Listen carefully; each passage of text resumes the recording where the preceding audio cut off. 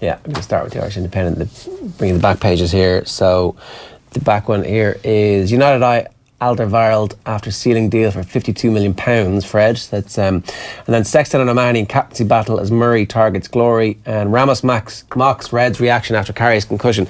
That's kind of why we were talking about Sergio Ramos. We'll talk about that in just a moment. The Sexton and O'Mahony story, it looks like one of them is going to be captain for the first game, one of them is going to be captain for the second game, which is kind of not the worst idea. Like, they both deserve to be Ireland captain.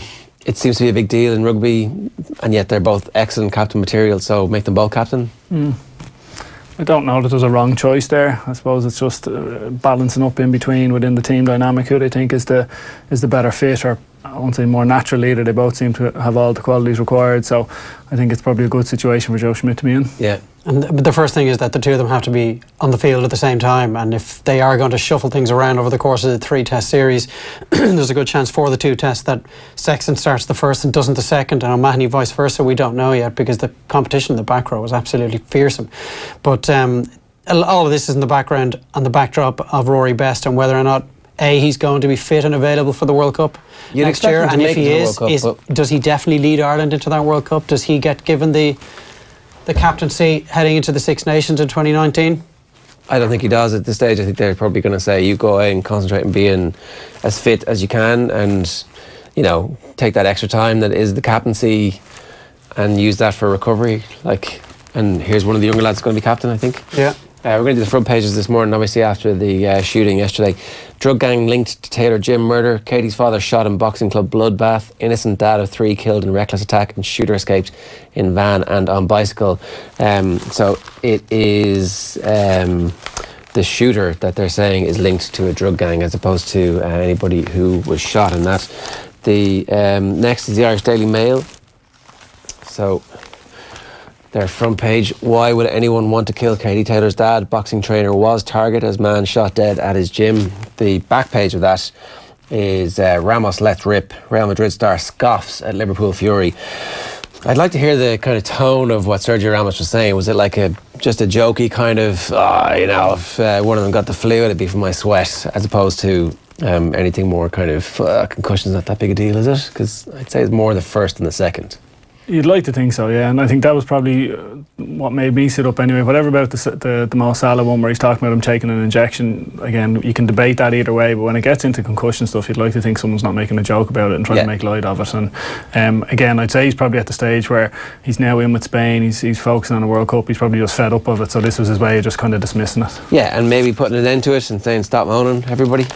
He shouldn't be playing in the World Cup. Like, he should be suspended for the group games of the World Cup. There should have been retrospective action on that elbow, which was as blatant and obvious an attempt to take an opposition player out. Should he be banned for club games now? But he should be. Like, it should extend. You trying to decapitate a guy in a club game, but you can head on out then a few weeks later and play for Spain. Does he not get the defence because Virgil van Dijk pushes him? Well, how did his elbow shoot out just at the right moment? Well, I mean, he's trying to balance himself. Exactly, yeah. Like the one thing is with Sergio Ramos, everyone's like, oh, you need this type of guy. It's not as if he's particularly good at it. He's had many 20-something red cards over the course of his career. In terms of, like, it's not as if he doesn't get away with it, where you're thinking, geez, how does he do that every game? And I know, like, obviously he did get away with it in this game, but as in his record isn't exactly the best. Well, I'd say on the ratio of terrible fouls to red cards, the numbers probably do stack up in his favour. He does get away with it an awful lot, far more often than he doesn't. The red cards don't happen for Spain or in the Champions League. They only happen in La Liga. Like, the vast majority of the red cards have only happened in La Liga, where obviously the Spanish referees are like, we see you, Sergio. Yeah. We see what you're doing. We know exactly what's going on. And then the concussion thing is obviously far more important, because, like, this is an entire sport that has no clue what to do when players get concussed, has no history of players calling concussion on themselves, has no history of the medics looking for concussion, even though it's clearly an issue when players are heading the ball. Like, Kev was sitting here yesterday making the point that, you know, someone chases down a free kick, they go head first, they're a bit dazed for the next 10 minutes. It's like, go on, get out there. Like, not a good look for football. No, but to be honest, the reality is the only reason it was probably looked for in Karius was the mistakes he made, as in, I think a lot of people associate concussion with that real smash blow and whether they're actually unconscious, they're on the ground, or you see it a lot in rugby or sometimes in GA. Whereas with Karius, he did get the elbow, but he kind of jumps up real quickly and he's roaring and he's trying to talk to the ref, so it didn't seem like he wasn't out. Like, none of the obvious signs were there, and obviously then he goes on and makes the mistakes, and it obviously comes to light subsequently. So it is, in terms of the kind of the education and the learning, I think all sports are going through their own journeys to try and get there, but like it's so important that it can't be just dismissed. And you hear some of the, be it fans or ex-pros, kind of going, oh well, maybe they're only saying it now because, you know, to save face and stuff like that. Like, it's too serious to be something like that, you know, and it has to be taken seriously. Yeah, no, for sure. And then the other story there is Owen Kelly calling for TMO, saying, basically making the point that the mistakes in the Waterford game have such serious repercussions for the management team and for those players that, like, you can't, if a whole season is ruined by a stupid decision like the goal, then something's wrong. Like, it's too big, the stakes are too high. We've invested too much in making the system really good and fixing some of the issues around the number of games and all that kind of stuff, and then for it all to be undone by stupidity, just it's not fair. What do you bring the TMO in for, though? I mean, how long is the list? But like, you can is it for just whether it was a goal or it wasn't? Whether it was a point or it wasn't? Goals and red cards. Did he take an extra step or did he not? I think that the basics for me have to be, we have to be at the stage where Hawkeye has to be available in more than just Croke Park and Thurles, you know, as in... Yeah, everything should be on a level playing field when it comes to the same championship. I agree with that, but there's no Hawkeye when it comes to goal line technology at the moment. Does that have to be brought in separately? Can the GA afford to do that? Because Hawkeye would have made no difference at the Gaelic grounds last weekend. They can afford to do it. Like, let's nail that. They can absolutely afford to do it. They have loads of money coming in, and they could make the TV companies pay for it by showing more games next year. They could easily do it. So, like, the money is a bit of a red herring issue, and yes is the answer. You have to do it, because people now expect that if the players are given as much time and commitment, and the management teams are given as much time and commitment, and supporters are travelling around the country, then they can expect that the officiating improves at the same rate that everything else improves. Yeah, and like I was saying off air before we came in, like, the Munster hurling final's coming up on the first weekend of July, and just say Limerick or Cork get there, the natural instinct might be, well, we love it in the Gaelic grounds and we love it in Páirc Uí Chaoimh, but do all players now start thinking, oh, we don't really want it there, we want to play in Thurles because we don't want to risk being on the end of a decision. And I appreciate what you're saying, as in it wouldn't have come in for goalmouth, but even something as simple as, like, you think of Bubbles' point at the end, or attempt at the end of the All-Ireland final a couple of years ago, like, if that's down in Páirc Uí Chaoimh and it's waved over, waved wide, it changes like so much, and the players put so much into it that, for me, you'd want to be playing in a ground where you have, I suppose, every asset available to you to make sure the decision is the correct one. Yeah, no, totally. Okay, so next we're going to the Mirror. Katie's dad was shooting target. This seems to be the consensus that has evolved across the newspaper front pages today. And then the back, Ramos, Mo could have played on. Real defender adds insult to injury over Salah incident. I mean, I think we all probably agree that certainly they could have maybe bought themselves a bit of time, given him the jab anyway, and seen how the thing responded to it. No? How long do you have to be off the pitch to do that for? Like, as in, it's not as if they can, like... Can you do it on the sideline? Do you have to get them into the... No one likes to see, oh, you're giving... That's the needle, lads. Yeah. Of course, all of us, the four of us, and by the four of us, I mean the three of us and Sergio, none of us have any real information as to the inside and the severity of the injury at the time. I wonder, was he told by the medical staff, you're done actually, you need to leave the field, or was it a decision that he made himself and thought, no, the pain is too great and I have to be done here? So we don't really know any of the information. The Sun, Bray Gym shooting exclusive, 10 bullets, 1 dead, 2 hurt. Katie Taylor dad hit in his chest. Pete's love tells Irish Sun it's nuts. So that's Pete Taylor and his partner pictured on the front of the paper as a body is taken from Bray Gym yesterday. The curse of Pep, Yaya's agent in mad rant is the back page headline. Yaya Touré's agent has bizarrely claimed African shamans will put a Champions League curse on Manchester City boss Pep Guardiola. Yeah. That's what he said. Stir inks it's over. Raheem Sterling admits that he understands the public outcry over his amazing gun tattoo. It's now an amazing gun tattoo, according to The Sun. Sterling was pictured with an M16 assault rifle inked on his right leg when he joined up with England's World Cup squad last week. I can see where they're coming from. You see a gun on somebody's leg, you're going to automatically think, what the hell are you doing? But from my point, I've had that since August or September. Now it's a story because England are in the World Cup. So, do you think they were sitting on the pictures of it from last August to September waiting to decide when is the most amount of shit that we can cause for Raheem Sterling by showing this. Well, the pick was taken at England training in the build-up to one of their friendlies last week, wasn't it? Yeah. Is there a chance that was the first time his leg had been photographed in that way, at that angle, and it was the first time the M16 had become visible? Maybe there is. Or maybe there isn't. Yeah, like the only other situation I know, obviously all the Premier League teams would have their training sessions photographed, and so but the reality when he's playing in games is obviously his socks up, his shin pads on, whereas unless it was caught previously in Man City training, they waited. But again, I was going to say you could give them the benefit of the doubt, but it's the English press relating to the English soccer team. You definitely can't. And then that story, Gordon Manning has it there that it looks like Austin Gleeson is in the clear. There was a good line from Michael Verney yesterday in the Indo, which I'm paraphrasing here, but it was basically along the lines of Waterford understand that they got so badly screwed in the tip match that they expect Austin Gleeson to be free for the next match.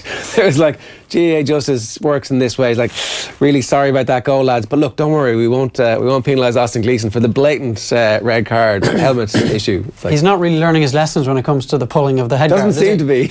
He doesn't. Maybe put the helmets down, Austin. That would be the easiest way to. Got away with it last year. Yeah. Maybe just make you a face guard free zone. Twice as carelessness. But like, is that how GAA justice works? Sorry, lads. Look, don't worry. We'll find some way to get you back. It's kind of like the referee evening things up. It's just like a more macrocosm view of that. I think so, yeah. And I actually thought that watching the game at the weekend when the umpire waved the point attempt, Ronan Mars' point at the end, he waved it wide, and you'd wonder, was he thinking, oh geez, maybe I shouldn't have given that goal. We won't give this point. You know, and again, maybe look, the referee called it pretty quickly that it was over.